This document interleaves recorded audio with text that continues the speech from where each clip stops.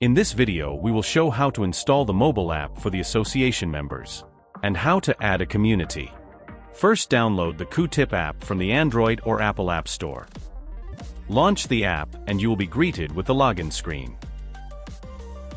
Then tap on Sign Up. Enter the name and email address. The email address can be different from the ones registered with the association.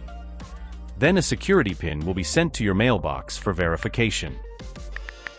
Next, you are required to set up a password for your account. Then you will be greeted with blank community dashboard. You are now ready to add your membership. Now open your welcome email and note down the membership ID and secret key. Now tap on Add Community and key in the member ID and secret key, and click Search. Verify your detail and tap on Add Community.